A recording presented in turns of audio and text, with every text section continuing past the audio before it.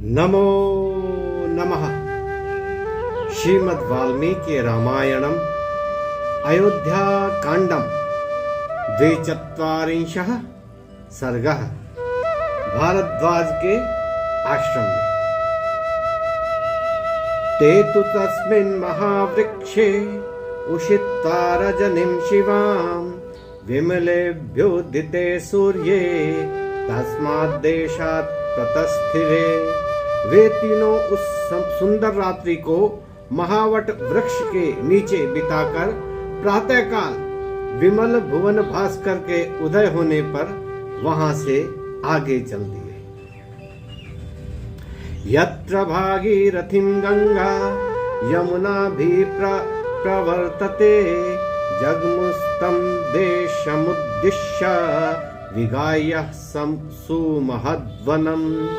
जिस स्थान पर भागीरथी गंगा और यमुना का संगम होता था, उस स्थान को अपना लक्ष्य बनाकर वे महावन में होकर चले जाते थे। यथा क्षेमेण संपश्यन् पुष्पितां विविधान् ध्रुवान् निवृत्त मात्र दिवसे रामः सौमित्रिम् अब्रवीत्। मार्ग में सुखपूर्वक उठते बैठते तथा फल फूलों से परिपूर्ण वनों की शोभा निहारते हुए वे चले जाते थे।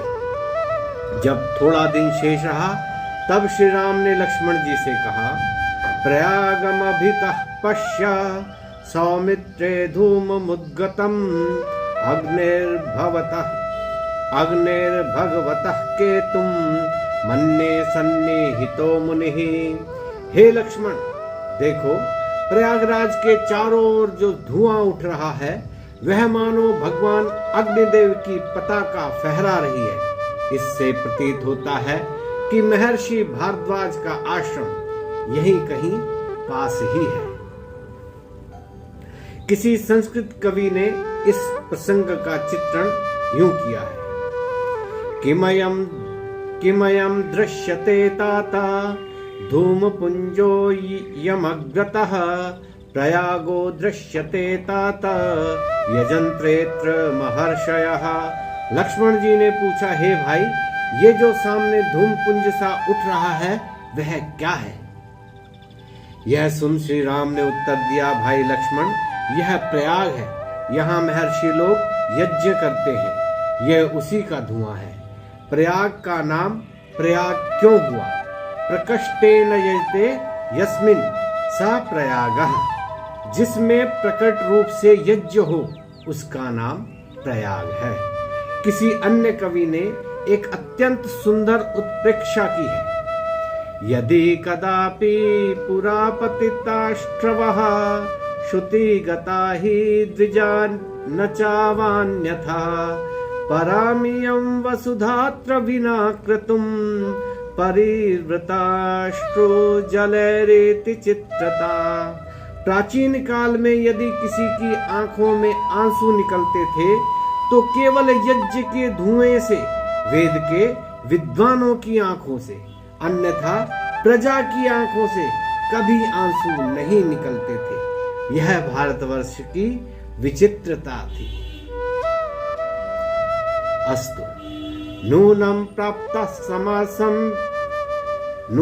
प्राप्त समासं भेदं गंगायं उनयोर्वयं तथा हि श्रूयते शब्दो वारिणोर्वा विघर्षजः। निश्चय ही हम लोग गंगा यमुना के संगम पर पहुंच गए हैं, क्योंकि दोनों नदियों के परस्पर संघर्षण का शब्द स्पष्ट सुनाई पड़ रहा है। धन्विनौ तौ सुखं गत्वा लंबमाने दिवाकरे गंगाया मुनयोः सन्धौ प्राप्तु निर्णयं मुनेः।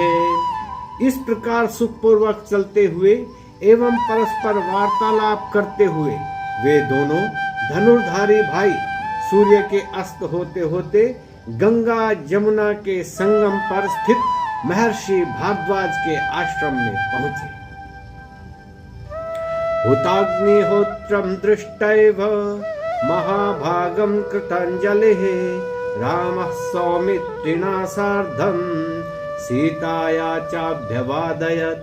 महाभाग महर्षि भारद्वाज को, जो अभी अभी अग्निहोत्र समाप्त करके चुके थे, देखकर श्री राम ने लक्ष्मण और सीता सहित उन्हें हाथ जोड़कर प्रणाम किया।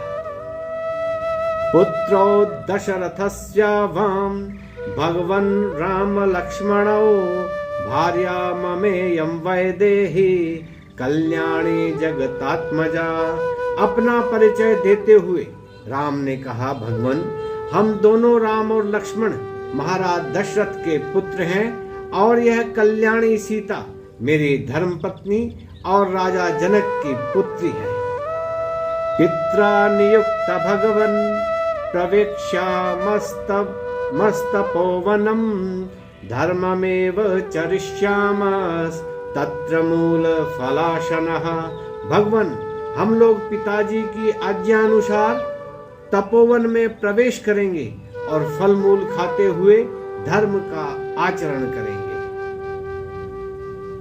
तस्य तद्वचनं श्रुत्वा राजपुत्रस्य धीमतः उपानयत् धर्मात्मा गामर्ध्यम् उदकं ततः।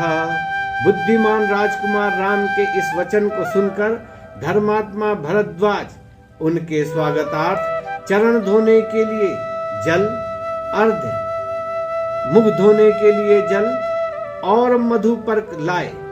नाना विधानन्न रसान् वन्य फूल फलाश्रयान् तेभ्यो ददौ तप्त तपा वासं चैवान् वकल्पयत्।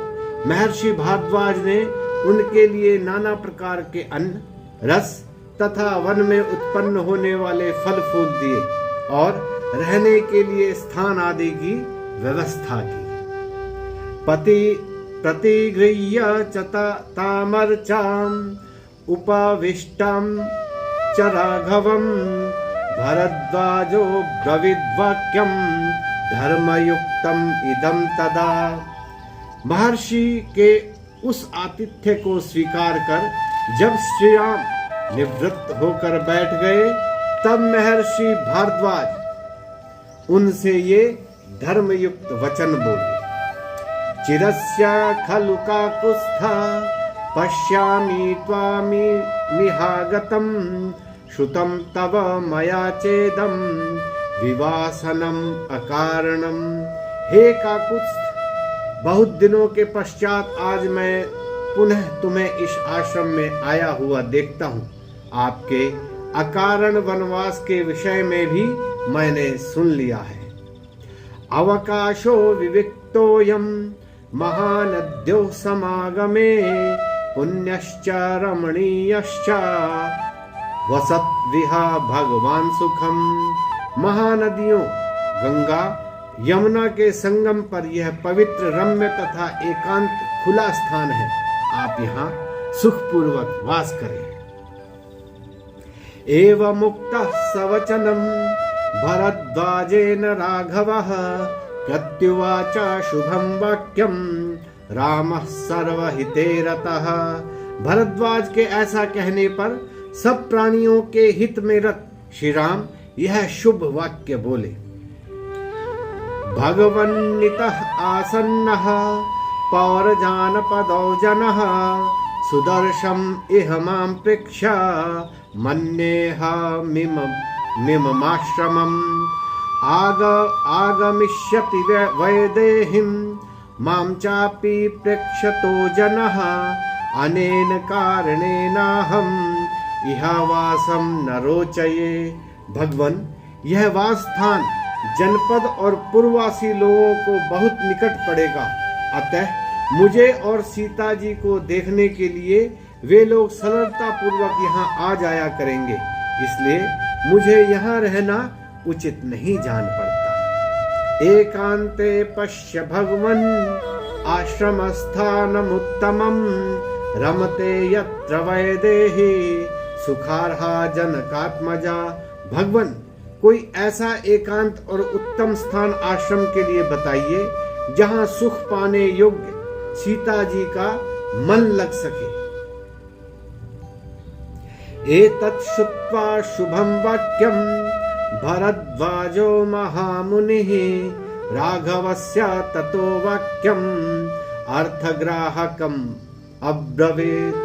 श्री राम के इन वचनों को सुन महामुनि भारद्वाज उनसे यह अर्थपूर्ण वचन बोले।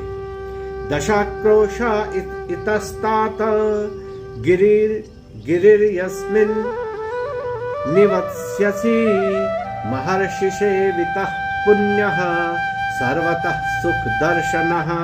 हे वत्स, यहाँ से 10 कोस पर महर्षियों से सेवित चारों ओर नयनाभिराम दृश्यों से युक्त पवित्र पर्वत है, वहां पर तुम सुखपूर्वक निवास कर सकोगे।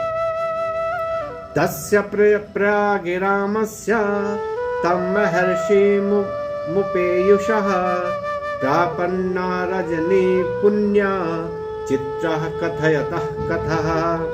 प्रयाग में महर्षि के पास में आए हुए राम से अनेक प्रकार की विचित्र और मनोहर कथा वार्ता होते हुए पुण्यमयी रात्रि आ गई। सीता तृतीयः काकुत्स्था परिशान्तः सुखोचितः भरद्वाजाश्रमे रम्ये तां रात्रिं वसत् सुखम् अवसत सुखम। सुख से रहने योग्य राम लक्ष्मण एवं सीता ने मार्ग चलने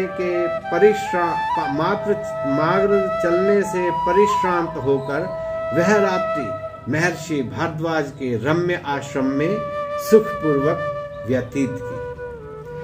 नमो